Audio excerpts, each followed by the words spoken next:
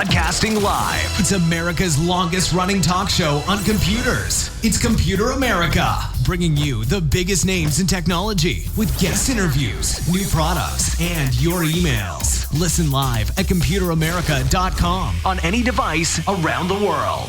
Email the show at live@computeramerica.com or find us on social media. Be sure to check out our website for contests, giveaways, show notes, live video stream, podcasts, and more. You're listening to Computer America.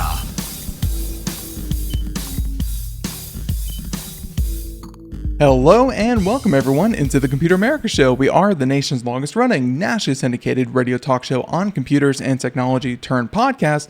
Everyone, welcome into the program. I hope that you're doing well and you are ready for today's show, because today we have a wonderful Friday show that, should take you into the weekend feeling good, happy. I always enjoy these segments. We have Nathan Evans, longtime Computer America contributor. Of course, him and his team over at Popzara.com do a lot of their own stories, reporting, reviews, and everything. We'll talk about that in just a moment. But yeah, Nathan joins us here as managing editor to, kind of discuss the potpourri of the day, the random news articles and stuff, and then we kind of work in what's happening with Popzara and what's happening with Computer America along the way. So with all of that being said, computeramerica.com, that's all you need to remember, because that is where you'll find the show notes. It will have everything from today's program, including links to our guest website, links to any articles that we talk about. If you are like, no way, Ben, that, let's see, pick one of the random stories here. No way that Roblox has hit 45 million concurrent players, and I'm sure some of them are even under the age of 12. We don't know, but hey, we have stories like that, all that and more at computeramerica.com. So with that being said, let's go ahead and just bring Nathan on, have fun with it. It'll be really, a really enjoyable show, and let's get started. So once again, managing editor, Popzara.com, and Nathan, welcome back onto Computer America. How have you been? How have I been? You're asking me how have I been? I'm still alive because I'm here on this show. I've been shot in the head. No, I've been shot in the face. No, I've been shot in the neck. No, I'm just kidding. But I have been shot. But no, Ben, it's pretty good. We're at the end of summer. Mm-hmm. What is it? This is it. This is the end of August. Yeah, it's the end of the 120 degree days and the beginning of the 110 degree days. It's going to be really enjoyable. I can't wait for Native American summer. It's going to come. We call it that. I don't know what we call it. Indian summer. It's one of those things. What we mean is that you get a day off on Labor Day, which is Monday, by the way, right? Is it Monday? Yep. Yeah. So yeah, it's still don't know what that day is all about, but go Labor. Labor. Yeah, so for everyone out there looking at the screen, you can of course see myself, and you can see the subtitles, which really cool feature. Love pointing that out for people who find it very hard to understand my thick accent. You can, of course, see the subtitles right there, and Nathan's accent too. But of course, on the video, you can also see the website, Popzara, and you can see all the different, podcasts, articles, reviews, everything there, even Freakier Friday reviews, everything that you may want there. By the way, Nathan, I talked to someone who watched, I did not watch Freakier Friday, but I saw I talked to someone. You are not the demographic. I am not, but I talked to someone who did, and oh my god, they loved it. So yeah, it's been doing pretty good actually. It's what's funny? It's one of the only legacy sequels meant for women. Like normally, it's super nerdy, geeky Star Wars, Star Trek, Conan sort of thing. Yeah, but to see and you know what? I haven't seen it. And I probably won't see it because I didn't like the first one. But good for Lindsay Lohan. Good for her, because Hollywood left her on the scrap hill. She's like the Robert Downey Jr. of child actresses. Yeah, Robert Downey Jr. Also famously never made a good comeback, but maybe Lindsay Lohan actually will, crazy kind of catapult this up. So before we get started, let's go ahead and tell the nice folks a little bit about Popzara. When they go to popzara.com, what are they going to find? Well, they're going to find a review for Freakier Friday. I'll tell you that. True. No, and you're going to like we say every month. It's a little bit of this, a little bit of that. It's Popzara of pop culture. There's reviews. There's opinion pieces. There's a lot of this and that for gaming, movies, technology, books, accessories. I think we got a lot of accessories right now. And don't forget the podcast. Don't sit on that. Yep. By the way, Movie I time, want to American Graffiti. There you go. I was going to say, after this podcast, I have an announcement to make. This is what's called a teaser, by the way. If you're watching, Oh. if you're watching a television show and you don't like it or a news story, they always tease the sexy thing at the beginning, and they draw it out, and they make you wait to the very end to give you the sexy thing. And that's what I'm doing here. I got some sexy news that you and I have discussed that I will reveal at the end of the podcast. But I will tell you that after you hear this sexy news, I want you to listen to this podcast. Everybody out there, just tell your friends, get everyone together, and just make it a thing, and then it will make sense to you. We've been seeding the sexy news for a while, but absolutely. So yeah, we will talk a little bit more about the announcement here at the end of the show, and I'm looking forward to that one as well. It's been in the works for a long time. Dare I say decades? Yeah, for quite a while. So it's I think it's gonna be a lot of fun, and it's definitely a good move in my opinion. So looking forward to it, and of course we'll know more even in the coming months. But hey, we're going to get the first start of it at the end of this program. So yeah, stay tuned for that.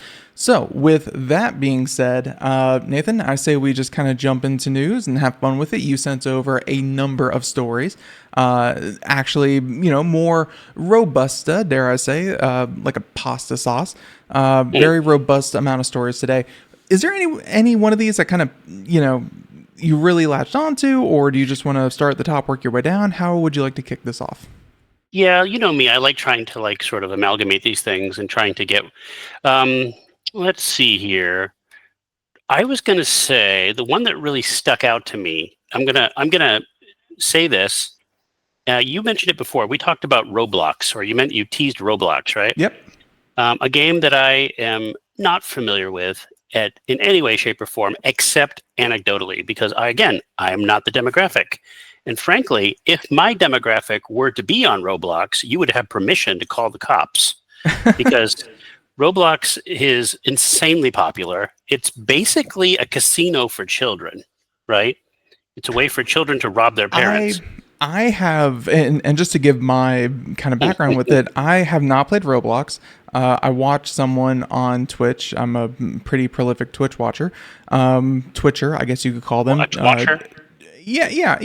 A Twitchy, if you will. But I watched someone play Roblox for a couple of days, like a week or two, and they kind of bounced around from games. Think of Roblox less as like a game like Minecraft or something, and think of it more like a platform. For people who are around my age and my demographic, Warcraft 3 custom games. Warcraft 3 was a game, real-time strategy, back in the early 2000s, mid 2000s, and the custom game was the thing that made it keep going, made it popular, because you can make almost any game within that game using the base game as a platform. And Roblox has done something very similar, where they have the assets. You can upload skins, you can upload different things within the game, and make, I kid you not, you can make any game, and they have made every single game you can imagine. If there's a new game coming out, there is a Roblox version of it. If there is a popular game, there is a Roblox version of it. The most popular one, there's a game called Climb that came out a couple of months ago, and that one famously, someone within Roblox essentially stole the entire concept and a lot of the look and a lot of the feel of the game Climb, which was made by an independent developer, and rebuilt the entire thing inside of Roblox. Very common. You can talk Call of Duty, you can talk Forza, you can talk, again, any kind of game you can make within Roblox. So it's not like 45 million people are playing Roblox. It's 45 million people are playing games within Roblox, I should say. Well, in a way, it's like people forget Roblox ain't new. It's been around for a long time. It's updated itself for the thing. There are people playing Roblox now whose parents were not alive when Roblox came out. 20 years is forever in technology, by the way. Like 20 years, it's like dog years. Like, what are they, 7 years for every 1 year? In computer speak, 20 years is like 10 million years in human evolution. Like when Roblox came out, the dinosaurs were still, no, I'm halfway serious because it recalls the old, like you said, platform days when there weren't all these indie services where they wanted you to join a platform. AOL, we didn't have a chance to talk about that because it happened in between shows, how they're finally disconnecting their dial-up, right? But AOL was a platform. You didn't. It wasn't just an ISP. It was a platform you logged into. They had curated rooms, curated everything, curated IMs, and that was the platform. And they don't have those platforms anymore, like CompuServe, AOL, but they still have Roblox. The problem with Roblox, though, and again, I say this as someone with limited interaction with it, except anecdotally, I have nieces and nephews. It is like a digital casino because what do you want for your birthday? Roblox, Roblox, or whatever they call it. What do you want for Christmas? Roblox. What do you want this? Roblox. Everything is Roblox. Everything. Nothing physical or tangible. Just digital coupons. And again, yeah. I will kind of jump in here and say that it is probably the worst version of all of this because it's not just a game where you play other games inside of it. You mentioned the casino aspect of it. Every transaction that happens in Roblox is in Robux, like you're saying, Robux. And you can get that in various ways. You can get that by playing the game itself, although that is usually trickle fed to you, as essentially the consumer of people's maps. You are fed a little bit of Robux for playing the game just in general. But Nathan, the problem is that money has been totally injected into this because whoever makes the map, let's say you have 1,000 Robux and you spend 500 of it, there's a conversion rate. I don't know it. Think of it like another currency and exchange rates. But the maker of that map that goes viral, and just looking at the article, they said today's most viral map on Roblox is Steal a Brain Rot. That is the name of the game, or of the map that everyone's playing today. It has 20 million people playing that in 24 hours. I'm sure there are microtransactions that the map creator put into that game, not Roblox, but the map creator themselves, and they get a cut out of every transaction that everyone spends within their map. So it is literally a profit-driven industry to create maps, steal maps, put in microtransactions, make things as gamified and casino-like as possible, and all of that culminates into there are people who have made a lot of millions of dollars creating things within Roblox. And what's funny, though? It's like you can lump Roblox in with the same concept of like Fortnite or Minecraft, or that these platforms exist, and you can't see me, but I'm doing the finger quotes, as gaming platforms, right? But they are creator driven monetization blocks. And I gotta say something, I kind of poo-pooed my nephews and nieces, but when I had a niece when she was 8 years old, she showed me like some of the maps she was making on Minecraft and some of the things she was making on Roblox. So for all intents and purposes, it might be a money suck, but there is an element of creativity that you just do not find in modern gaming, and that's important too. I want to be clear. I said anecdotally, so I've seen the positive side of it too. But I got to tell you, Ben, I remember sitting in their living room and watching what was going on, and I have never felt so old and out of touch. It gets pretty crazy. Bad. And again, the most popular map right now is Steal a Brain Rot, and I guarantee you there are lots of flashing images, stupid fart noises. There's lots of just quick, this, that, or the other, like seizure causing chaos. Yeah, that just, and even this article here mentions that about half of U.S. kids between 6 and 16 play Roblox, and only about 1 in 10 users are over the age of 25. When you say that you've never felt you've never felt older, it is because you might be one of the oldest people watching any of this or seeing any of this. That's the problem. You see, that's the problem right there, though. I know I'm not, because it's so popular. It's like the law of inverse reaction. It's like people say, "Oh, my Macintosh, it never gets viruses." Yeah, because no one gives a shit. You know what I mean? Like because no one bothered to hack it. Yeah. No one cares. But if you have PC, then yeah, you're gonna be viruses every 10 seconds. Like, because there's a collection of children unmonitored. I want to be clear, unmonitored mostly. It's become a big hotspot for child predators. Huge. In fact, I'm not going to get into it because, again, I don't follow it too much. But I remember there was a controversy a couple weeks ago about a child predator catcher who himself was kicked off the platform. Yeah. Like, so this is a new thing. Like, parents, it's the oldest thing in the book. Kids know more about technology, but they really don't. Like, that's not true anymore. That was true for like my generation, but it's not true now. Parents know way more about technology than their kids. Everything's apps, like self-enclosed, walled gardens. That's something that I wanted to, kind of look into, maybe even write an article about the weird demographic of tech savviness, is that we are running into a situation where the older generation that kind of grew up, and I mean like this extreme older generation, they grew up without technology. They kind of adapted to it, but otherwise they let it pass by them. The middle generation learned it, grew with it, learned how to use it because you kind of had to be a bit savvy to, kind of use it. And now, yeah, you're right. The under 20 crowd, they are some of the most technology illiterate people because everything has been made so user simple that they don't need to know. No, they are the most technologically literate. Like even for especially people who grew up post World War II, when you had the advent of you had cars, you had engines, you had shop class, you had home economics. There was always an element of computing to it in some level. Like you would figure something out. At least they had type class, right? Yeah, type class, but I mean, like you built things. You got a toy, you put it together. You had Lego things, you had all these things. But today with kids, they don't make their own PCs. And what's funny? I didn't even think about it before. I was just saying it. But like you and I were having a conversation about Gemini a few minutes ago about AI call assistants, and there's a few more stories. We are in the process of having it dumbed down even further.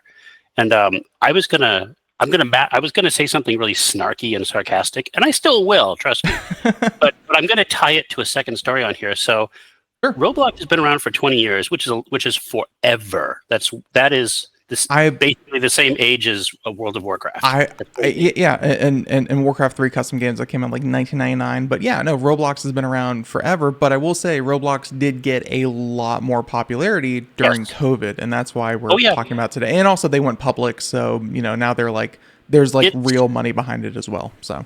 Well, another game came out today. A real, quote unquote, a real game came out for PC, Xbox, PlayStation, Switch, all that stuff. A game called Shinobi, Art of Vengeance. Now, you're not a spring chicken, so you've probably heard of Shinobi at some level. Okay, It's a Sega game. It goes back to this 1980s arcade game. It became very, very, very popular and very semi-dominant in the early 90s. Like all things spearheaded by Sega. Did they have an arcade cabinet? Oh yeah. Yeah, it's the worst version of the game. So, but I think that's what I've played. So yeah. Yeah, it's evolved. Can I say that?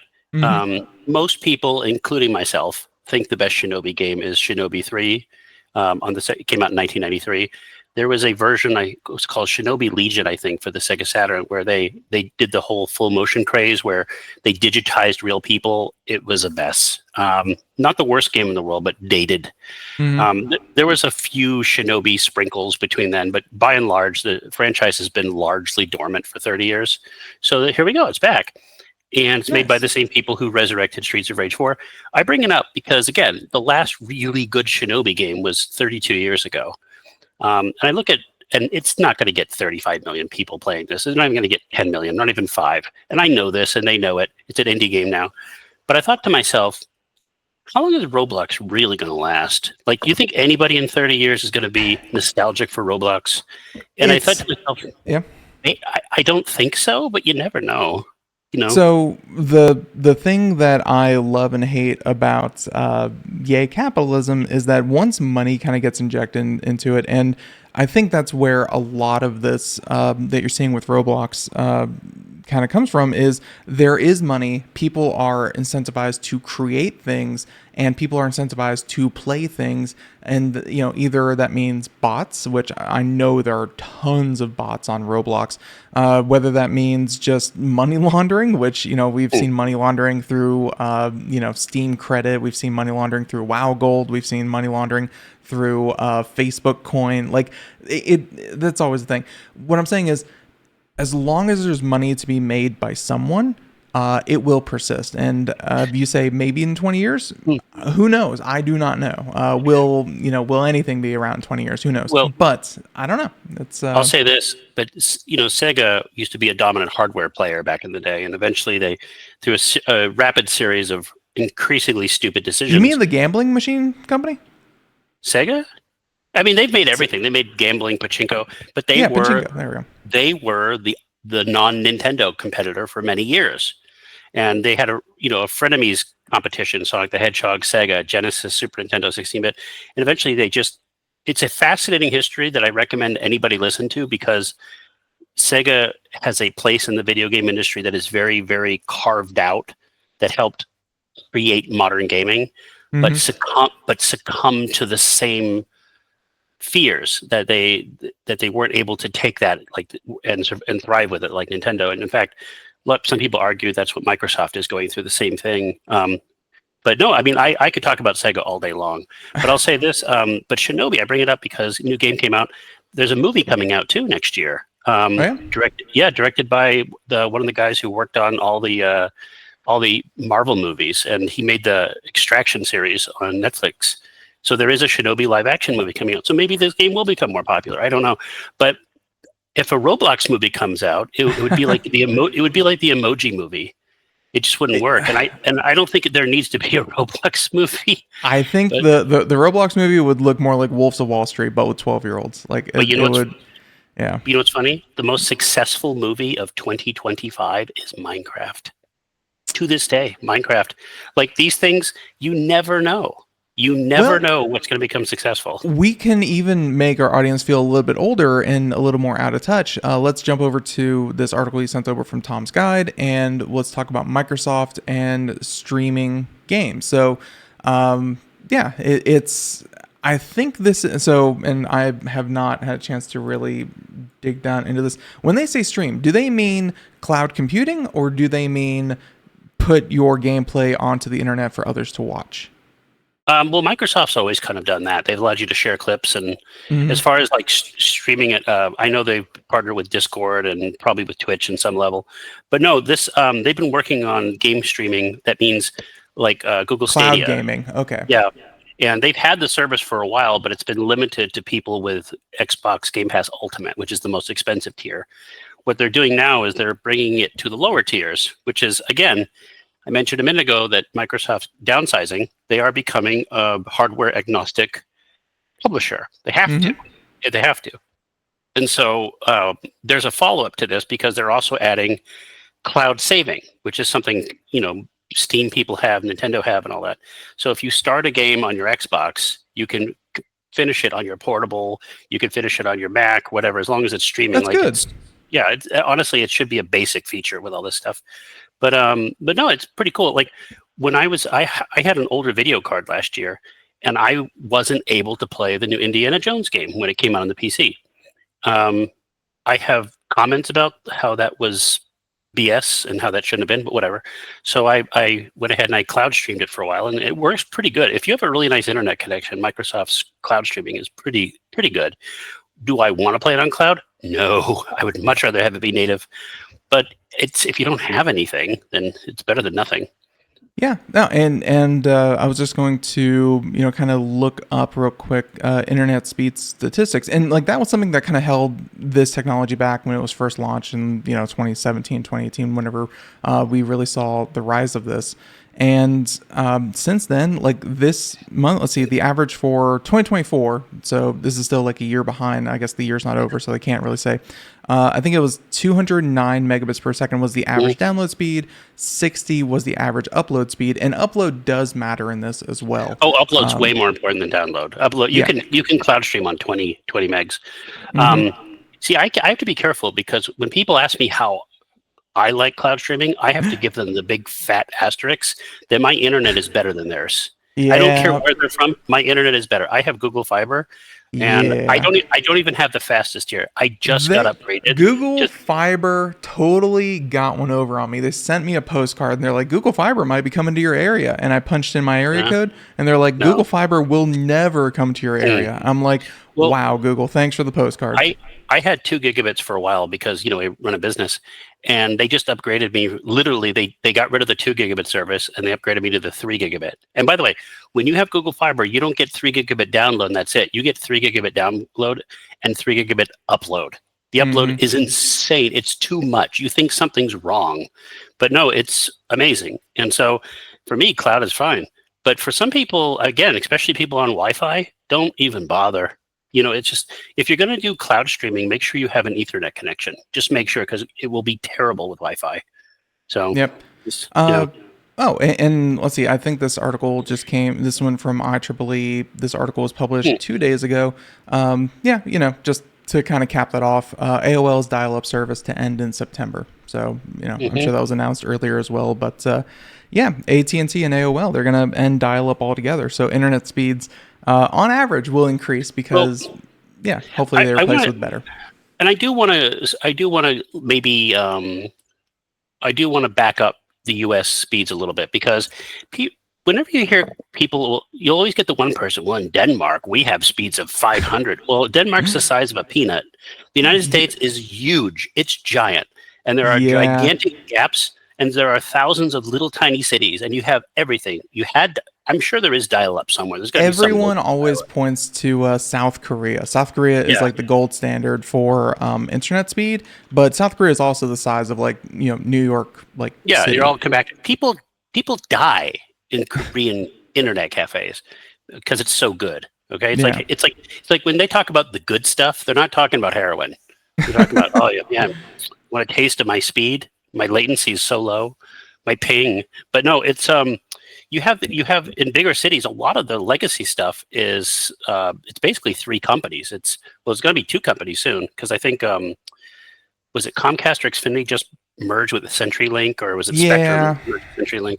But it's you have Comcast / Xfinity and Spectrum is secondhand slops, because their stuff is just not as good as Comcast. And a lot of their legacy equipment is from Time Warner, it's from Roadrunner, it's old. So if you have Spectrum internet, it's not the worst at internet, but it's not the best.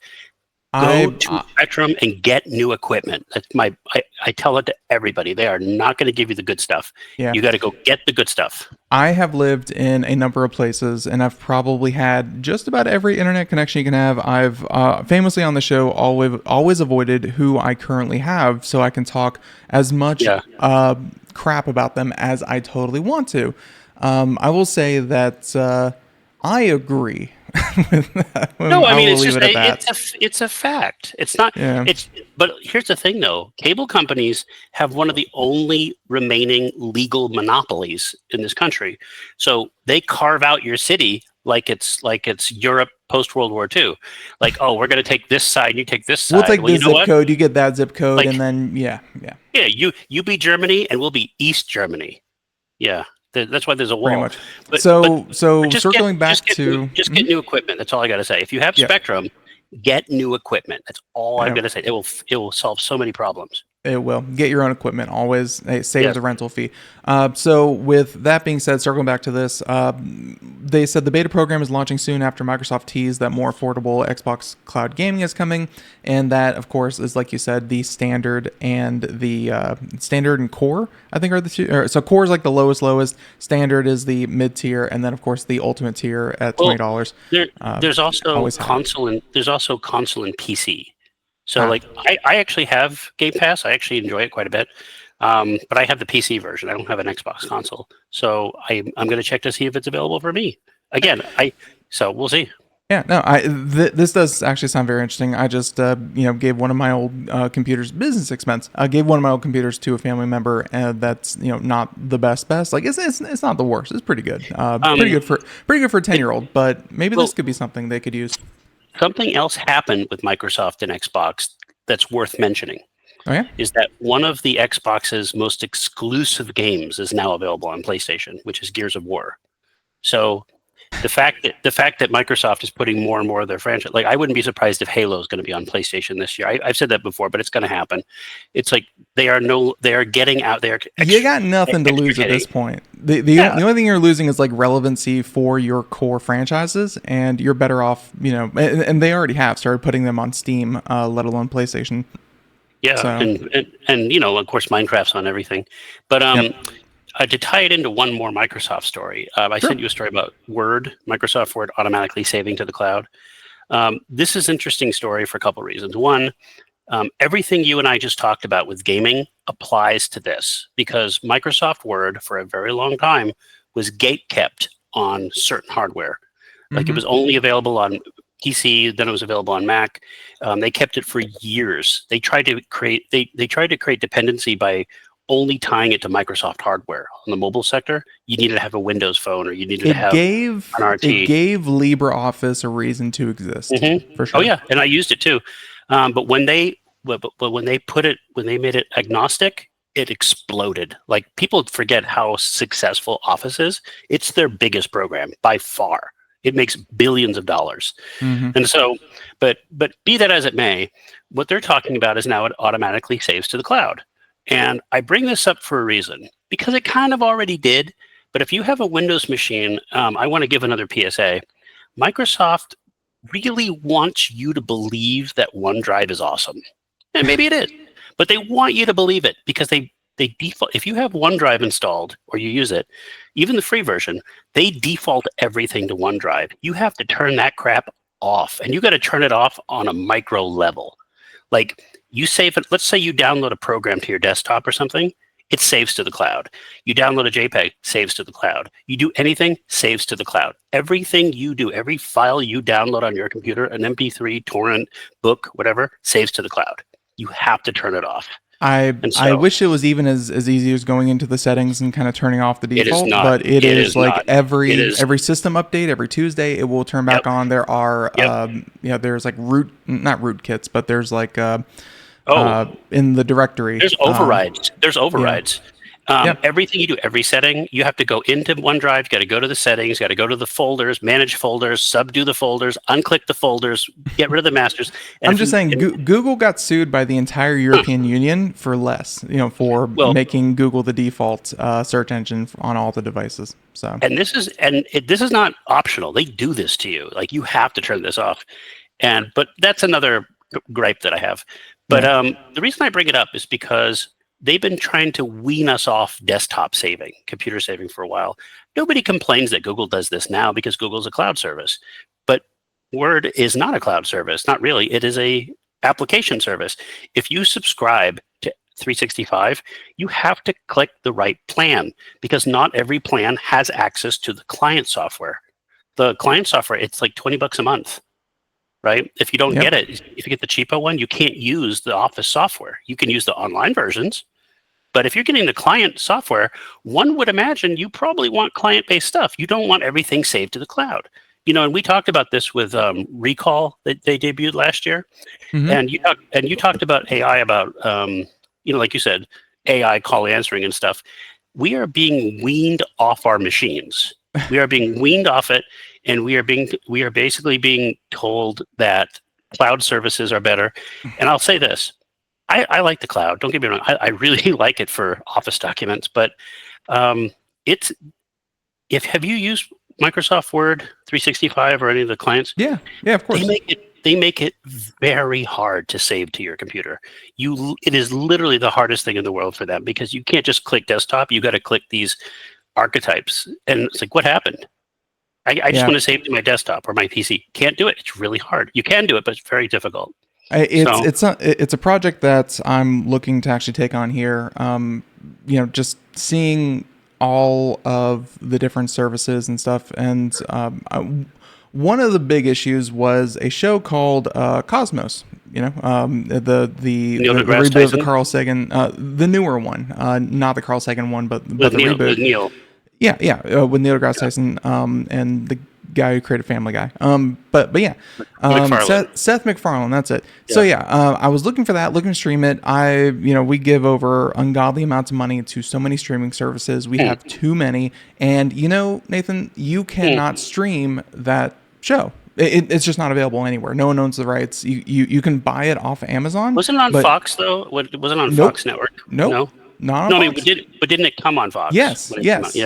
But now the rights are owned by someone that's in a weird nether zone where no one can stream it. You can buy it. Have you done a little sailing on the seas? I have before, and boy howdy, do the seas look good now. But what I'm saying is that I want to set up a cloud server in my own home with my own hard drives, and I want to find software that will let me run my own server? So that I can connect to it whenever I want for my stuff. And that's a project that I definitely want to do. Well, I got to say this. If you want movies and stuff, you can't beat Plex. Like when it comes to TV shows and movies, Plex is great. We've had Plex on the show before. They are a great software for managing media, for sure. Herman was helping me with this, our good friend Herman Exum, because I was going to set up a media server too, because I stream everything off my PC. I forget, Synology, I think it was, the big NOS. You could just put a nice big fat, 12 terabyte NOS drive in there, and you're set. But they're not that bad, but a lot of them are RAID drives, so you got to be careful. Yeah. But man, I'm just saying they're fun. They're fun if you can get them set up. Everything's on the cloud. I wanted to set up my own cloud, which is totally something you can do. Cloud. People should definitely do. So circling back to Microsoft and what they're doing with this, it's they're like you said, they're trying to make it more hardware agnostic. Although I kind of wonder, isn't this what people, and I know that there are going to be some people out there saying, it's my documents, I went on my computer, and when I hit the search bar in my computer, I want to search my files? No, we're a dying breed. Most people, it's like the kids with Roblox. They don't have any concept. Why would you save it there? And honestly, I agree. What is ownership? Yeah, what is ownership really? Let me say this. I do a lot with medical documentation and power of attorneys and all this stuff. And I'll be the first to tell you, I use OneDrive for crap that I don't want to lose. I don't use Dropbox. I use Dropbox for business stuff. I use Google for, enterprise stuff. I use Microsoft for website stuff, and I use OneDrive for personal stuff. And each service has their benefits and doubts, and I don't pay for any of it because I use the free tiers, right? But I'll say this. You were talking about you and I were talking before, and even though I just kind of crapped all over Microsoft, they still have the best version of what they do by far. There is nothing else that compares to them if you don't mind losing a little bit of your privacy. Because I know there's Proton email, there's all these third-party stuff that come out. There's Brave, I think. Thunderbird is back. So it's kind of like what I tell people about website design. It's, you could have the most innovative, interesting, best version of a website that has ever graced the internet. But the problem is people expect certain things from a website. People expect a clickable logo in the top left that takes back to the homepage. People expect about us in the top right. People expect footers. You can be innovative, but if there is an industry standard, then that is what people expect. And if you deviate from that, you are going to look either hokey or not right. You're just going to look weird. And unfortunately, that's what Microsoft is. They are the industry standard. So everyone else could be doing what Microsoft does better, but they're still going to look a little weird compared to the standard. I think everything you said is true, but I want to add to that I think that's why people like me gripe so much when they do stuff like this, is because you expect that sort of aloofness from Google. I was just getting used to this. Too bad. You expect that from Apple. That's we know what you want. There you go. Well, because Apple was really cool about it. Apple's here's a set of apps, and they just push the apps to you on the table. They slide the apps over. We ain't updating them. This is what you got. You learn to deal with this. But Microsoft is they make their bread and butter off Windows, off Office, and it's robust. People say, I can use Google for free. Okay, but Google Sheets is terrible compared to Excel. It can't even do a huge CSV. But Google Docs is good enough for most people. Yeah. Sheets is good enough for most people. But if you're on the business side, you don't want, like I saw a story today. I did not send it to you because it's pathetic. Teams gets updated, and one of the bullet points, emojis. I'm like, fuck. It just, yeah, I did see that, and I did see a joke video that someone made emojis. about emojis in A business Excel. class software. Yes, emojis in Excel, and they were making like a joke because it was essentially someone posing as like an esports professional, but the esport was the Excel World Championships, and true story, man. They play Doom on that stuff. They play Doom. They do have, and I say that jokingly because they do have Excel World Championships of people using Excel. They honestly do. Yes, it's crazy, man. Riveting stuff. But either way, it was jokey, but. Okay, so let's deviate a little bit from Microsoft Word. Let's go on to. Can I do my one last PSA? Sure. If you use this applies to the client, by the way. So we're not talking about the web work. Everything's on the web. Everything's to the web. If you have Microsoft Word or whatever, and you have Windows, do some research. And if privacy really means a lot to you, then learn how it works. Learn how to turn things off and learn how to turn things on, because you might actually like some of these cloud services. They saved my butt, because when my PC exploded last year, I had a lot of really private documents that were saved on the cloud. So I'm all for it. Like on certain things, I'm all for it. Just know what you're doing.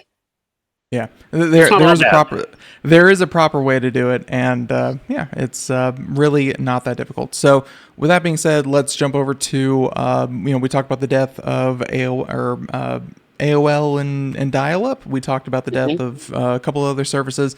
Let's throw one more death on the pyre, and let's talk about TypePad, which is just a little bit before my time. But yeah, let's talk about TypePad real quick, and it is shutting down for good. And if nothing really puts a punctuation on the end of the story, if you scroll on down, this is from Engadget, nice big website with lots of users. You can click here, view comments, and no comments whatsoever on the death of TypePad. So, probably something that probably should have died a couple of years ago. But Nathan, you included this. What's up? I mean, this is, we talked about the age of technology, and the fact is there's still some of these remnants. Like, this would have been great if they would announce this with AOL shutting down dial-up. Right. But no, I have no personal experience with TypePad. I will say this. People always say Facebook, but no, Facebook was a third generation blogging system.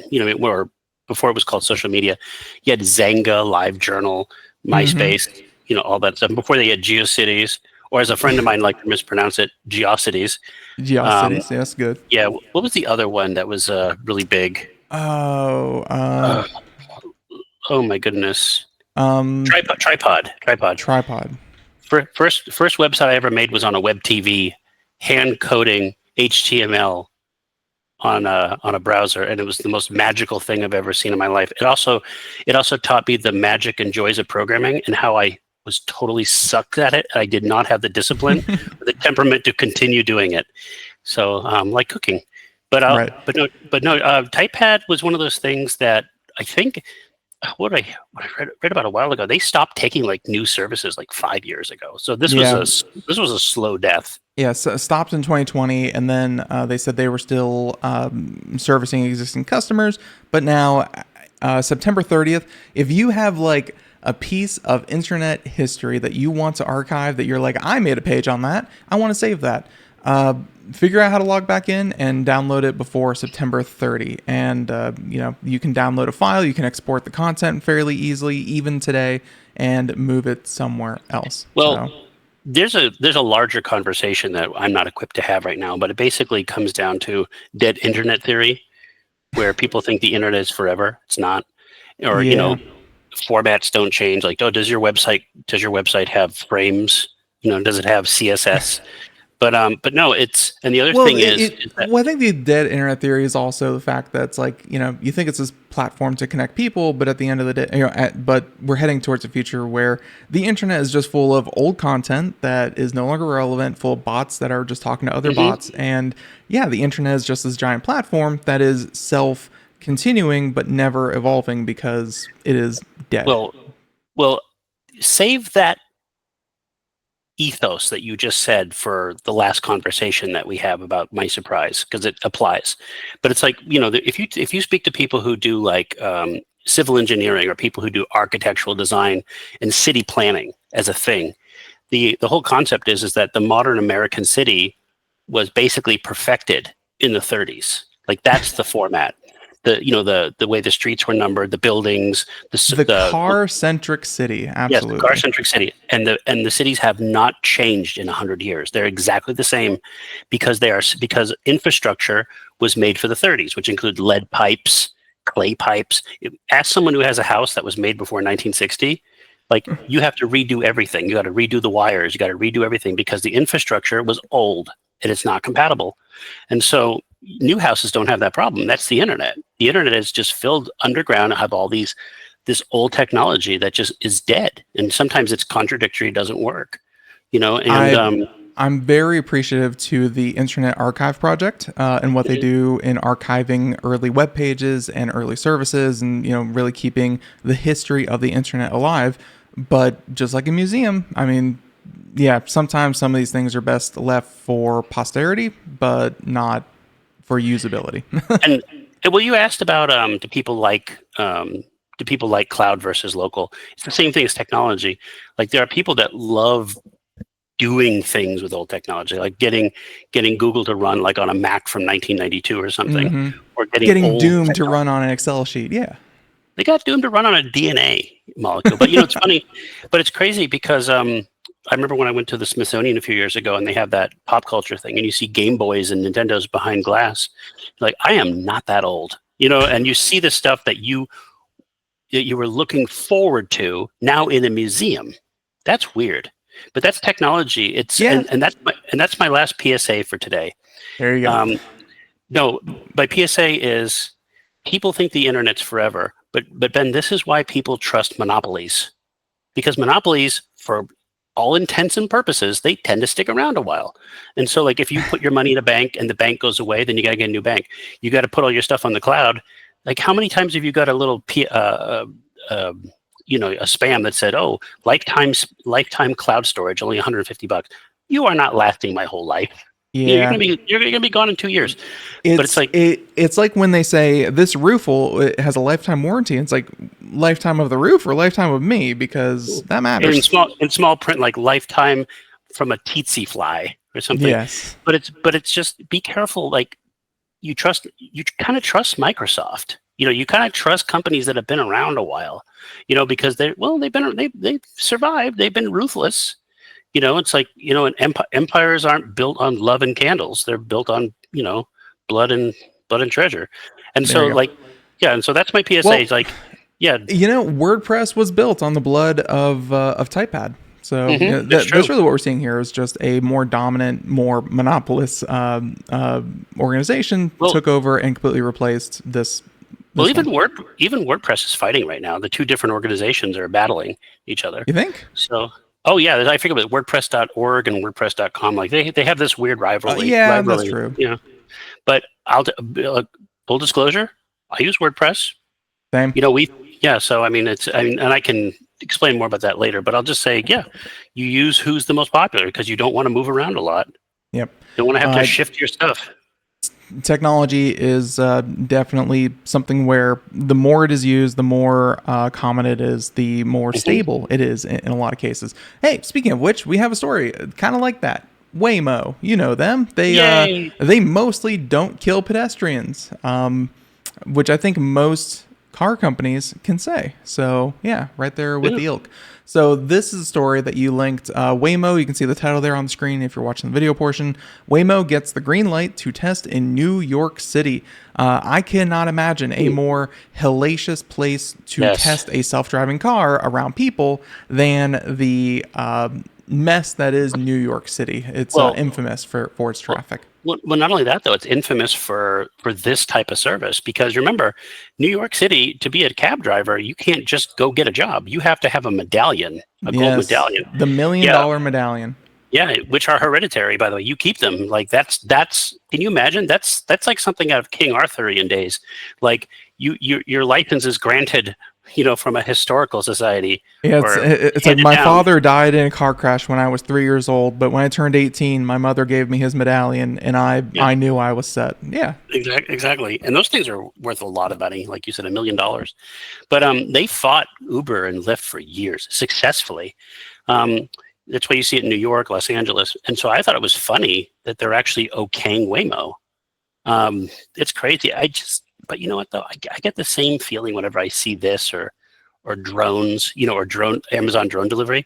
It's like, why are we like applauding putting people out of work? Like the gig economy, a lot of people rely on the gig economy, especially driving.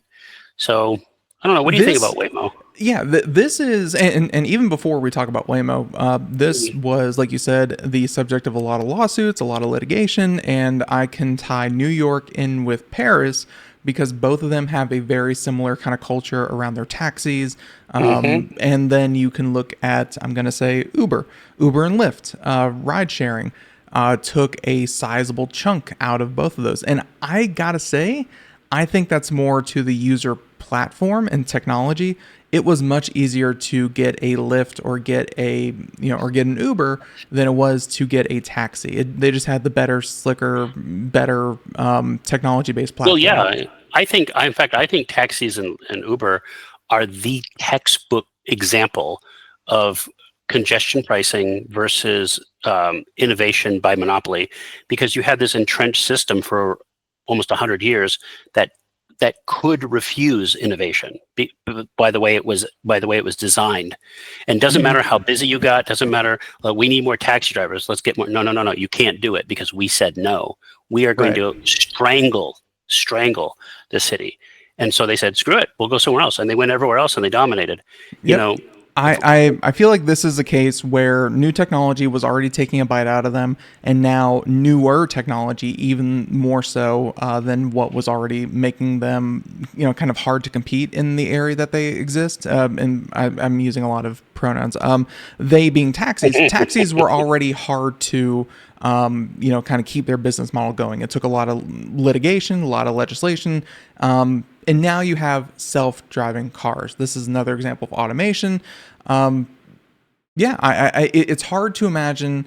And the fact that they got permission to do this, so they got the green light, and robo-taxis, they themselves are still in the testing phase. You can look at Austin, Texas, and see that I think I recall about 10% of the robo-taxis, 10% of the ride-sharing services are robo-taxi drivers. So it's not even, it's like a, 9 out of 10 times you're still going to get a person in a car that will drive you from A to B. 1 out of 10 times in a test market where you think they'd be, the most plentiful, 1 out of 10 times you might get a robo-taxi. They're not ubiquitous, but they are definitely coming. And I don't see how the taxi industry staves this off forever. I just don't. Not only that, I think it's much, much, much, much, much bigger than that. I think we're looking at a complete cultural shift. And I think self-driving cars are inevitable. And they are inevitable in a way that I think, again, it's old fogies will complain, car drivers will complain. They complained about, the switch from manual to automatic, right? Yes. But it happened.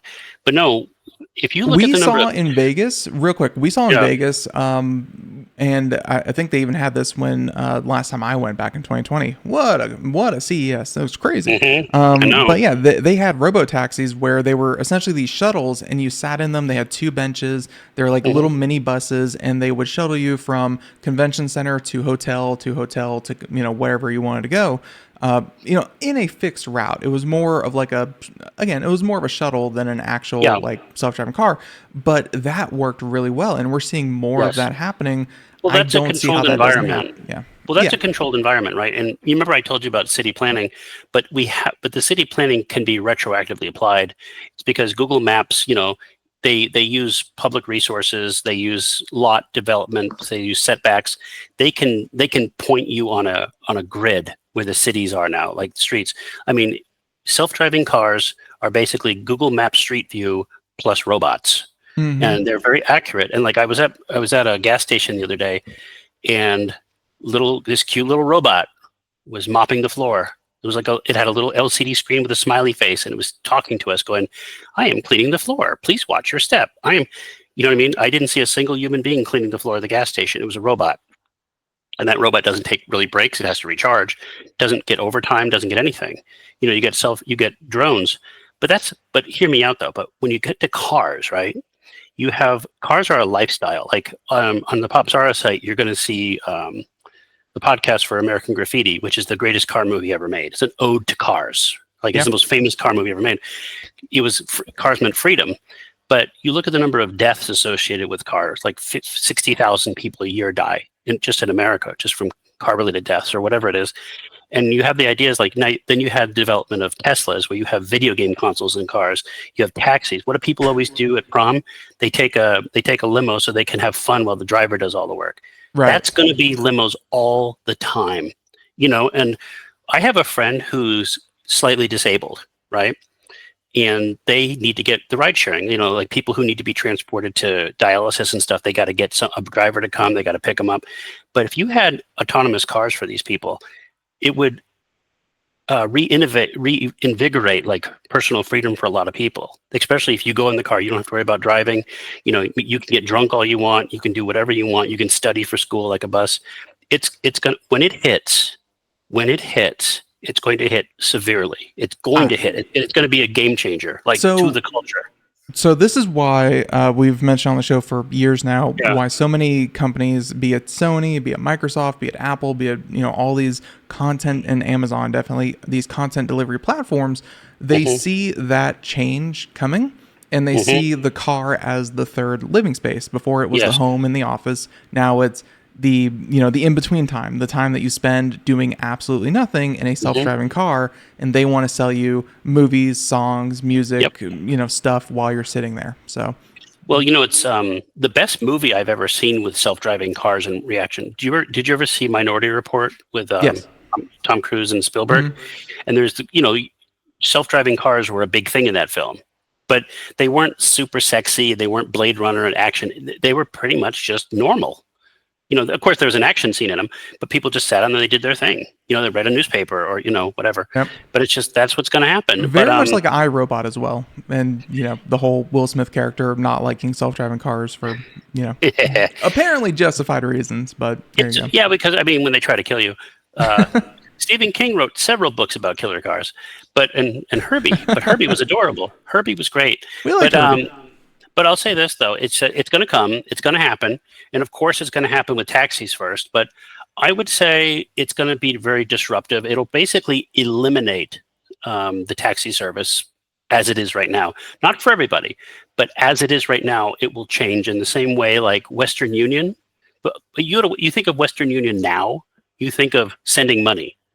But Western Union 50 years ago was a telegram delivery service. Yep. You didn't have a phone or anything. You sent a telegram. Telegram for Mongo, of course. Yep. Like, here we go. Stop doing this. Stop. But that's what's going to be the taxi service. It's going to be antiquated, like a fax machine. And these numbers here at the end of the article are, I think, what people are going to focus on whenever someone dies in a car accident, whenever a self-driving car is involved in one of these. Yes, these companies should be held accountable. Yes, we should learn from them.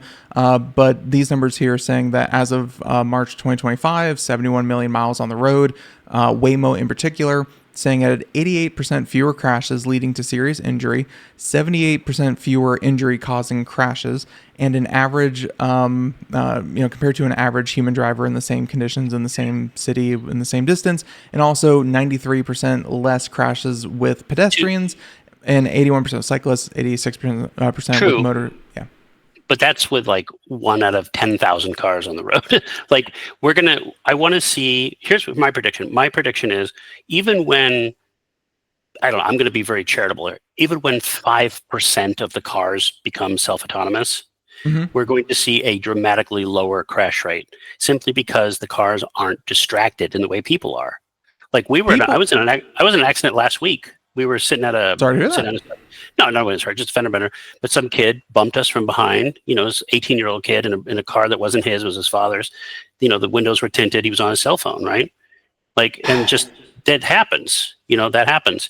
A little crack in the fender, but that's okay. But it's just. I remember I remember we had a representative from. I think we had talked to Geico. We're talking to one of the car companies that was developing, and we were talking about or maybe it was just a futurist. We were talking about how the whole insurance industry would have to change because of the way that premiums payout work and what happens when new technology, and this was back in 2016, what happens when new technology comes out that severely limits, reduces, or even eliminates crashes in cars, because back then that was when you had auto stopping coming into play, you had lane keep coming into play, you had all that kind of thing. My word, I wish I could go back and find that story, because crashes are higher than ever because people cannot put down their stupid cell phones. There's laws. Again, people think laws are prohibition. They're not. People just ignore the laws. But if your car is an antenna, right? If you have 10 cars and all the cars are antennas, then the cars can triangulate and talk with each other in a way that human beings cannot. If you're in a car, all you see is what's in front of you. Maybe you could see a few cars behind you. You have to look in the mirror to see what's in back of you. And you might hear the beep, beep, beep, beep if you have a sensor for the left and right, but it's all to aid the senses that you have. But a car can sense better. I was in a car last year at a friend's house in West Virginia, of all things. And I don't know how they did it. But how cars have the rear view mirror where you can see what's behind you when you're backing up. Of course. His had a bird's eye view of the damn thing. Mine has that. Isn't that crazy, right?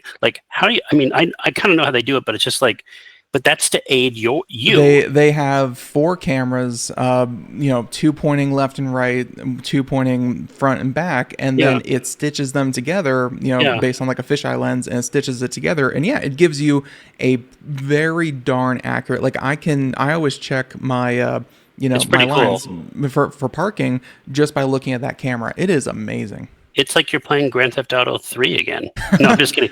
But no, it's but if every car has its own antenna that can sense the next 20 cars in front and back, and they all communicate with each other like a mesh network, then you're going to see a dramatic, let me put it this way, millions of people in 20 years will be alive that would have been killed otherwise. Yeah. And that's the truth. So we'll kind of move on, and I have 2 things to say about this. One's a story that I'm going to cover. Just read you the headline. It's kind of ridiculous, but it's true. The second one being, I remember talking to Bosch. They were very, and they still are very invested in city technology. Kind of Internet of Things, except it's on a city scale. And trust me, everything that you're talking about, Nathan, is totally being worked on, totally coming on the way. But it's not just cars. It's going to be street lights. It's going to be traffic lights. It's going to be signs. It's going to be everything is going to talk to everything. I promise you. No, I see it. I absolutely believe it. And the best analogy I can give you, because I'm in the middle of the country, so we hear about this all the time, is the Lewis and Clark expedition.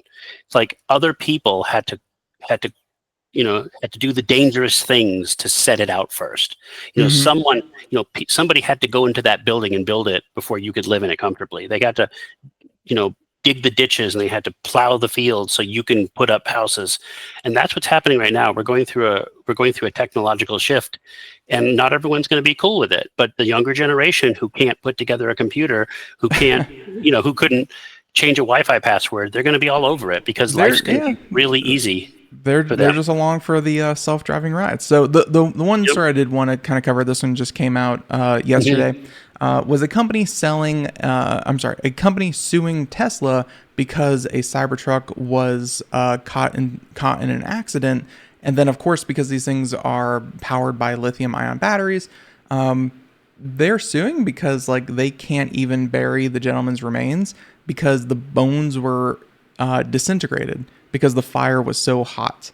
Little lawsuits like that, we're going to see pop up here and there, but nothing's going to change from, a tragedy like that. It's progress is being made. Well, just remember, I forget the term they use for it, but insurance adjusters, they have a very specific algorithm they use to determine the deadliness of everything. No product you've ever used is 100% safe. They've calculated the potential death rate of it. And they said acceptable, not. When I was a kid, we had lawn darts, right? Remember lawn darts? Giant skewers you threw at each other in the yard. You know what the funny thing is? Not too many deaths. but one kid pokes his eye out and they're gone. Yeah. You know what I mean? But I want to be clear. Nothing on this planet kills more human beings. Nothing kills more people, not even guns, than cars. Oh, I Cars thought are you the were going to say biggest lawn killer. darts. I'm like, wow, they're still out there. No, That's because cool. they got rid of them. So, but it's just, but lawn darts, man. Like Yeah. we just can't have nice things. Yep. But it's but So- cars. But they're not going to get rid of cars because they happen to kill so many people. No, they're going to get rid of drivers, which is probably, Yeah. some would argue, the Cause bigger of problem. the cause of the accidents. So there you go. Okay, so deviating to our next story, and I just want to talk about this real quick because self-driving cars has to do with AI. Just real quick, want to talk about this Taco Bell one, just as again because this is a Friday and this is supposed to be a fun segment. Which honestly, we've had a very fun, engaging conversation this whole show, so I'm very happy with that. Let's throw a little bit of Taco Bell in there because nothing makes things run smoother, flow smoother than Taco Bell. I think everyone here can agree on that. And check this out. This is from TechSpot, although you can find reporting on this in a lot of places. Taco Bell is pulling back, slowing down their adoption of AI in the use of the order window. So they would have like an AI agent that would come up, take your order. You could say, give me a number 2, number 5, number da da da da da, and it would, kind of do the whole thing for you, and then they would be in there making it. Well, Nathan, whenever a new technology comes out, there are jokesters who want to abuse it. We can look at so many instances of AI that turned, let's say it, a little weird when users got their hands on it. And this one is no different, although luckily it only happened in, well, Nathan, what would you say as a human working one of these jobs, kind of writing down people's orders, when they say, give me 14,000 waters? You would say, we can't do that. Well, AI in turn said, sure, let me get to work on that. And it totally crashed their system. So, yeah. And they, the people, AI, part of it's scary, but like everyone talks about the Terminator and suicide chatbots and whatever, but no one ever talks about like the hilarious side of AI and how it can be messed with because it's not intelligence, it's algorithms. And people and screw them over. Yeah, there's another instance where this AI, a customer is recording themselves and they go up to the drive-thru and they say, give me a large Mountain Dew. And the AI says, great, what would you like to drink with that? And repeatedly said, I don't want anything to drink with my Mountain Dew. And the AI ignores them over and over again, and they cannot place their order because the AI is expecting a drink to accompany a drink. Little situations like that have Taco Bell slowing down, and again, not abandoning, but slowing down their adoption of AI. I'll say this. Anybody who's ever had to call an insurance company in the last 15 years or call any company has dreaded the voice prompt system. The robo phone tree. Yeah. Yes. And literally people share the secret codes, what to press. I'm going to share a little thing like, please, okay, how can I help you? Please say, I'm the AI, I'm the chatbot. I can do some things faster. And I'm like, no, you can't. Everything you do is worse. And I just want to talk to someone, but I got to go through the gauntlet to hopefully I say the open sesame words so I can actually, actually talk to a real person. Right. And then, but no, it's, and then here's a little trick. If you ever have to face one of those horrible things and you've said it clearly, operator, bank account, whatever, and it's still, I'm sorry, I couldn't hear you, right? Just go blah, blah, blah, blah, blah. Because if you just go rabid dog on it, yeah, it just gives up. Blah, blah, blah. You used to be able to press 0. They've seen through such cheap tricks, like the IVR systems. But no, you just go blah, blah, blah, blah. It can't understand you. Yep, and then they'll default you to a person. So there you go. Yeah, finally. Yeah. So I will say I will wrap in something that I've been using. I very famously, everyone's been talking about it, went from iPhone to a Google Pixel a couple of months ago. And one of the new features that just came up, I want to say a month or two ago, either that or I just noticed it a month or two ago. Who knows how long it's actually been out there. There's a feature where I get a lot of spam calls. I'm like everyone else, I get probably a dozen or more spam calls. And that's after like reporting, setting strict call blocking, all that kind of thing. I'm sure that you get them too, Nathan. Google has a feature where you can screen a call, and it has a very nice AI voice. The voice is very, human sounding, so that's nice. We tried it on a Samsung phone, and the Samsung AI assistant that does essentially the same thing, much more limited, and sounds very robotic and not good at all. So I could see that getting worse results. But the Google one sounds very humanoid. And you can press a button, screen this call. It'll be like, "Hi, I'm a Google Assistant. What are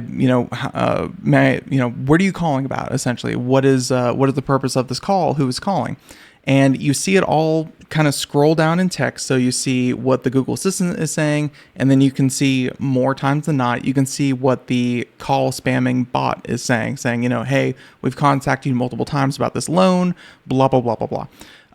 And you can hit a button there that says report this for spam. You can say block this caller. You can say tell me more. And Nathan, you can keep these call spammers on your phone. Like no noise plays, but you can see kind of the text conversation. You can keep these people on the phone pretty much indefinitely, like however long you care to do it. All through AI Assistant. And I have been wasting so many spammers' time. Like I'm sure I'm wasting more electricity and, more of my time than their time, but it's been great. I actually love the feature. The Germans have a word for that, Ben. It's called Schadenfreude. It's like when those people call me, I like to mess with them. So I'll be on the phone with them. I will. Scott Adams, the Dilbert guy, he used to call that the suicide hold, where you make them give up on you. But no, my spam calls got so bad about a year and a half ago. I had to change my number because something happened. Something happened, and nothing I do, no blocking. Because, by the way, here's another PSA, the last one.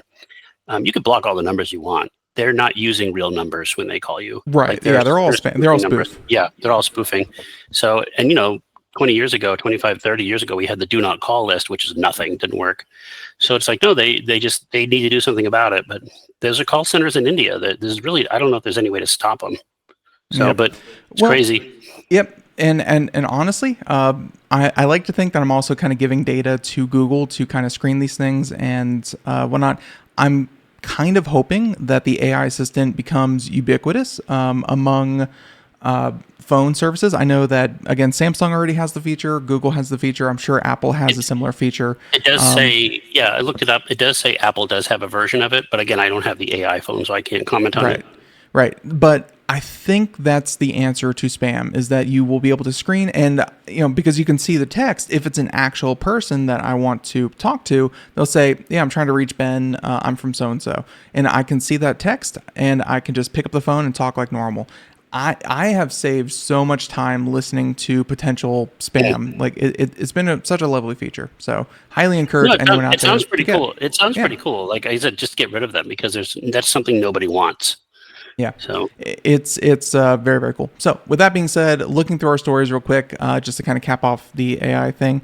I think we have one more story about Kobo e-readers, and then we can talk about, and this should be a pretty quick story in itself. And then we can talk about Popzara's announcement. So let's talk about Kobo real quick. So real quick, Firefox, of course, created Pocket years ago as a way to sort of save stories for later. They discontinued the service, so it means no more Pocket on Firefox. But the service was actually very popular on the Kobo e-readers. Like, Kobos are cool. Like, we've reviewed a lot of them. I don't know if you've ever played with them. Like, if you really don't want a Kindle, then Kobos are great. Like, in some ways better. Like, in some ways a lot better. The differentiator is that they don't access the Amazon store. So if you buy a lot of books digitally, then on Amazon, then Kobo's not going to really help you. But if you're not indebted to the walled garden, then get a Kobo. I mean, they're great. They're great. But and the Pocket was a good service for them, but it's gone. And so they're replacing it with what? Is it Instapaper? Yeah. Yep. It's for people who use that. It's for people who use this sort of feature. I personally don't, but I know people who do. So that's pretty cool for them. Yep. The end of the article says Pocket and Instapaper aren't one-to-one replacements for each other, but they're close for anyone who relied on Pocket Rakuten, there we go, that one. Replacing the service with Instapaper is a best case scenario. So instead of it just folding all together, they're kind of, blending the two to keep the service going. So, yeah, there you go. So very simple. Okay, that is about our story. Very fun show. I enjoyed that a lot. Let's go ahead and cap it off with a little bit of an announcement from Popzara. And somewhere here, I have needle scratch, I have applause. I don't have drum roll. I need to get a drum roll sound effect. But Nathan, I say we just, kind of talk about it in a very casual manner. Okay. Things are happening behind the scenes at Popzara.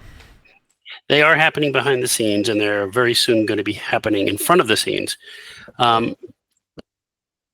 As of next week, September 1st, the Popzara website will say goodbye. Not goodbye. It will no longer be an updated website. We are moving on from Popzara. It'll been in the works for a long time. It'll be an archive. It'll be like the storage that you rent that you don't think you need, but you always go back and find something. Popzara has been an adventure for a very long time. It is permutated. It has changed. It has evolved from a very almost as old as Roblox, to be honest with you. And it's changed. It's slightly changed names. It's changed designs. It's changed functions. But at the very end of the day, it was built for an internet that does not exist anymore. And because of that, the way the website has always been structured, which was always good, people need to understand, if you don't know anything about web development, is that, like you said, you have to play with standards. And the standards at the time were built off RSS feeds. And so, like a lot of websites, they say, let's get some categories, let's do this, let's fill it up.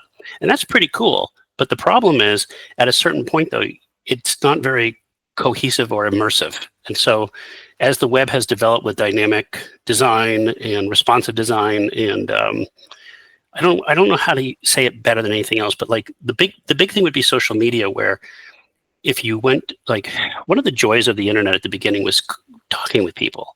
But you had to go to a website to do that. You had to go to a story to do that. Every story had their own comment section, discuss, dig, either your own WordPress one or whatever. But that sort of faded away as social media sort of took it over, and it went with you. And so with Popzara, we spent so long doing this. A little bit of the initial enthusiasm was hard to maintain with all this. I don't want to say diversity, with all this disparity. And so we sat down and we talked about it, and we said, well, what do we want to do? Do we want to fix this? And we said, no, we don't want to fix it, because it's what it was. Let's do something else and do it in a different way. And, with so many websites closing down, with so many websites, being so expensive to maintain, it really felt like the mission of the Popzara website was concluded. And we did a very good job with it. We love it to hell, but we want to do something else. And I will say, don't think of it as closing, because a lot of the Popzara DNA will continue in the new site, in the new project. We are directly taking elements of it, but creating entirely new elements. And don't let me build it up to it. It's not going to blow your socks off, but it will give us a new tool set. It's like moving into a new apartment. And the people who have seen what we've been working on, I used to call it a metamorphosis, like it's going into hibernation, that it will evolve, emerge like a butterfly. No, because that would mean that the old thing is gone. So Popzara will remain active. It will be a website that is no longer going to be updated as of Monday, September 1st. Gotcha. The new site will be a sequel to Popzara. And I say that, and I'm much more excited with the idea of sequel, because you take what you really liked and you want to continue, and you try new things. And the whole point, Ben, is to try new things, and to dream it up all over again, as they say, and to have fun with it. If there's one thing I've seen the internet do, is constantly hate on the changes that their favorite platform may have made, but also the platforms that never made a change. People don't use those anymore. So, people can complain about things changing or going a different way, but you need to in every sense of the word. How much more time do we got? You got a minute? Yeah, of course. Okay. Well, I might be able to share something with you if I can get Dropbox to work. I was going through the archives, and one of the original things we used to do on Popzara, we used to do a lot more illustration.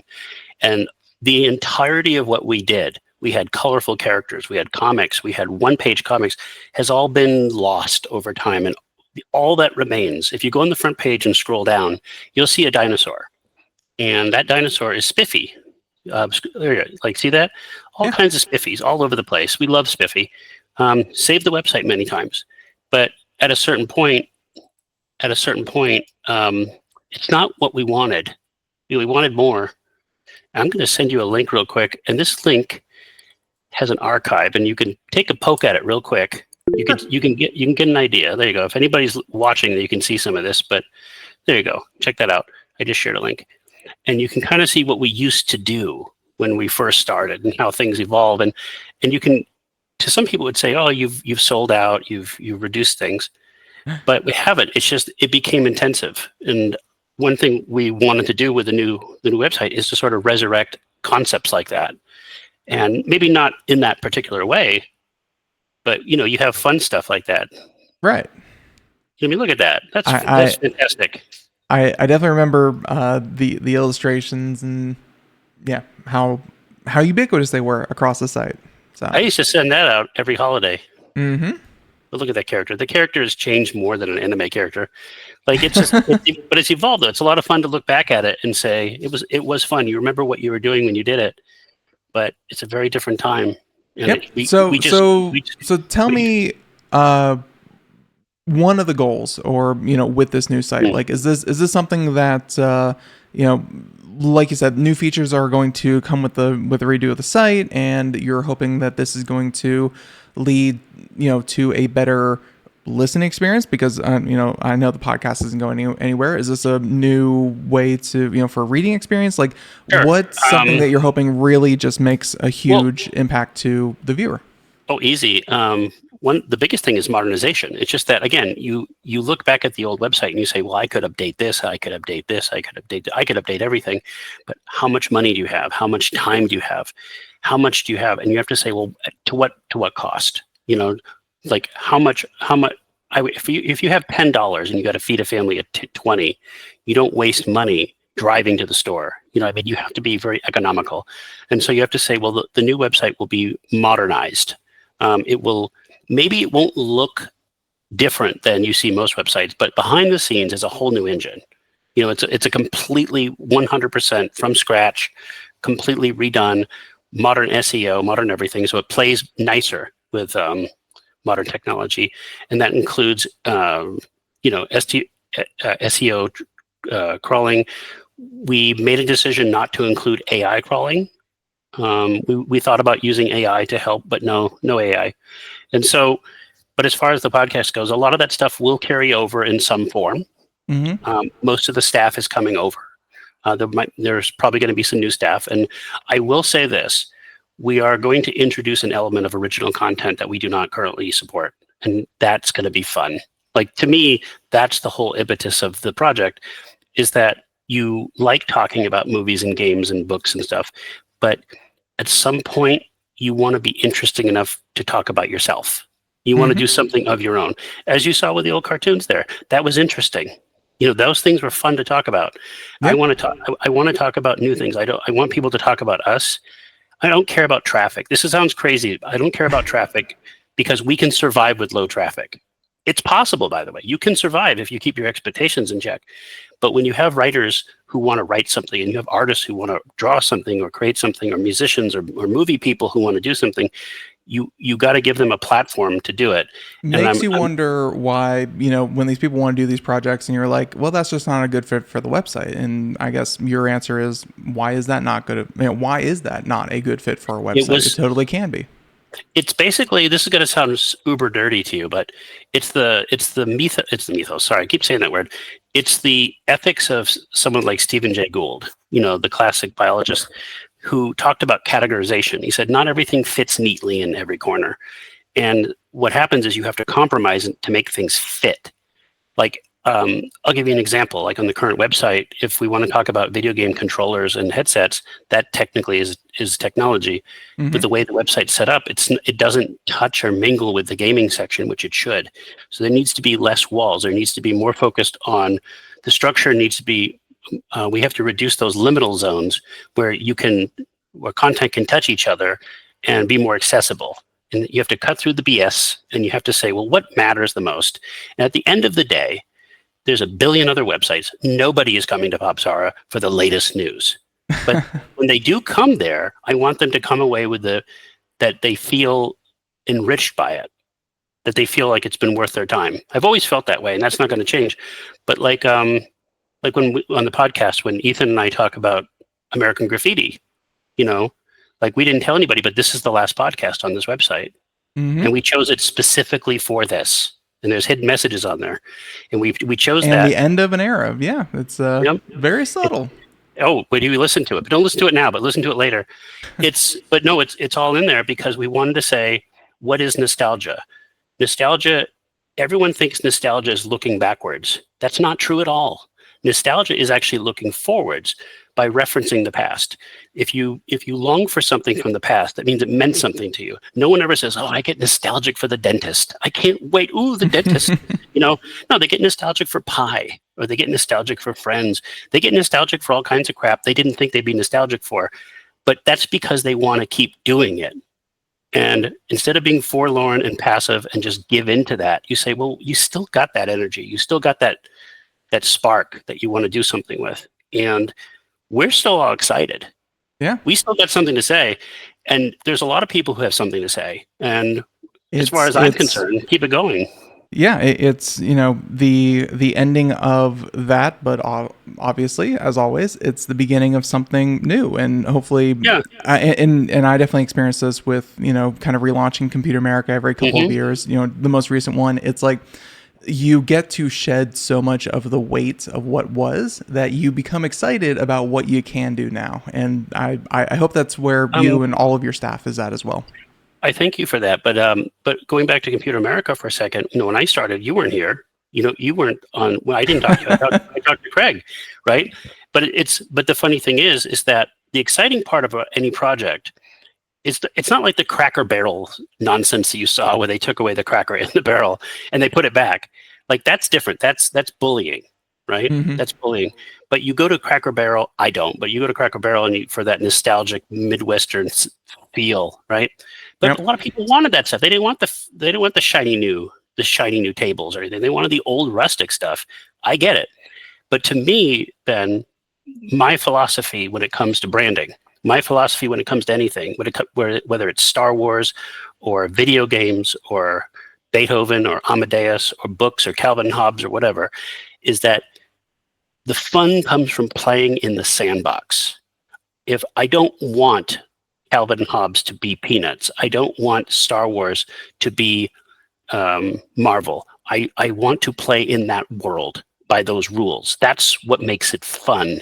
And if you break those rules, if you break that connection, then I think you don't deserve to be liked. You don't deserve any accolation. So it takes a certain skill set to say, well, here's a website. What can you do with it?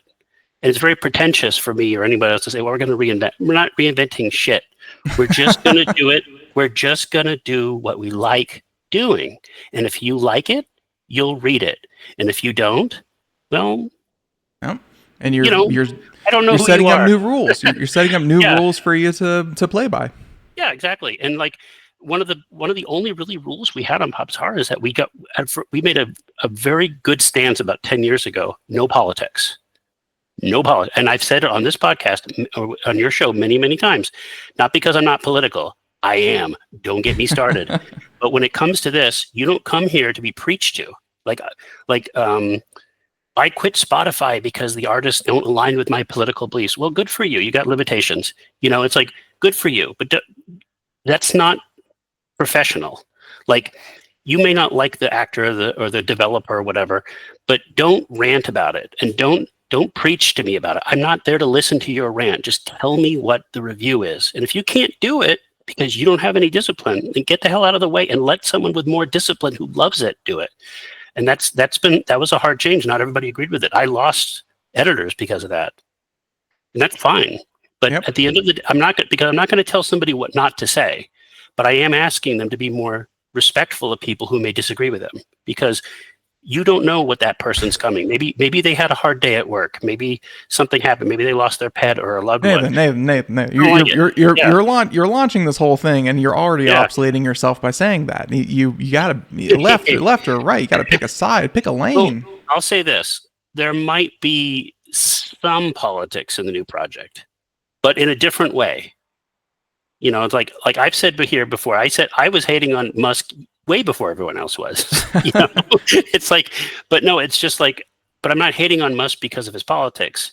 I don't always agree with the guy, but it's just like, it's because he built a Lego car. That's why. You know what though? That Cybertruck looks so much better when it's skinned. Like when you see one of those in the world and it's skinned, they look cool as hell. But otherwise, they just look like an Xbox One game. It's like crazy. So real quick, just focusing on, what's going to, you kind of said what's going to happen. Let's talk a little bit about timeline. You said September 1st, yes. Popzara will, all the content that, people can see there now, they can still see, and they will be able to continue to see. What is next for you and your back end and your, kind of what you're doing? I want to reveal the name and brand to you, which I think we've talked about, but I cannot do it right now because there's still, again, I don't want to jeopardize paperwork. Yeah, exactly. Like you don't do that before it's ready. So, but I will say this: it will launch. It's supposed to launch in the middle of September. You'll know about it. We'll blog about it. Everything should be good to go. I'm going to anticipate it's going to be probably delayed, but so far things are going well. I'm sure there'll be bugs. There'll be a lot of problems with it, and not every feature is going to be turned on. But if it's successful, then it will grow from there. But I'm committed to it for the foreseeable future. So are the editors. It's going to be interesting. But I will say this: don't come in expecting the world to change. Just come in expecting the same basic philosophy that we've always done of being independent and being transparent. And if you like what you liked on Popzara, then I promise you that will carry over to the new project. And I hope that, and if you didn't like what we did, then I'm hoping we can win you back, because I really like doing what we're doing, and I like what the people are doing, and I think it's going to be a lot of fun. And again, I love Popzara. I loved working on it. I'm very proud of my editors who've gone on to other things. Not everyone has. Some people discovered they're not built for this, and that's important too, by the way. Yeah, it's all a journey. It's all a journey, and I will say this: like anything else, every time you come, we'll earn your trust. Hopefully, it'll be fun. Yeah. Looking forward to the changes that you're making, and hopefully by the time that we do our next show, because we try to get Nathan on at the end. It should be good by next time. Yeah, it should be open by next time for business. Next time that we have you on, we'll I don't even know how much news we can cover, because we can kind of poke around the site, talk about talk a little bit more about what you've been doing there, and hey, because this is a tech focused show, maybe we can just talk about debugging the site. Something like that is all fun in itself. The final thought is that. It's like a game console. It's like a new piece of software. It's like anything else. The first version is never the best. So that's what it will be much more exciting by the end of the year. Can I say that? Much more exciting. So hey, time to iterate and time to launch it. This is going to be a very, very busy month for you, and I hope that you again, enjoy the process. It's you only get to do this so many times, and it's going to be fun. I really do believe that. So the music in the background that Nathan can totally not hear means that we are going to wrap up the show. But Nathan, I want to thank you so much for coming on and doing these shows all together. And I want to thank you for sharing Popzara with us like you have for so many years. It's been so much fun, and call it my pen. Right there. Popzara Magazine. Popzara Magazine. That's right. Craig set that as a hard rule before. So Popzara Magazine is, sunsetting just a little bit, but Popzara, the crew, is going nowhere. So we'll catch that next time. So everyone out there, thank you so much for tuning in. And of course, you can catch more computeramerica.com, everything that we talked about here today, links. And hey, next time we have a show with Nathan, we're going to talk about something a little bit new. So everyone, until then, have a great day. Thank you so much. Thank you, Nathan. Everyone, bye-bye.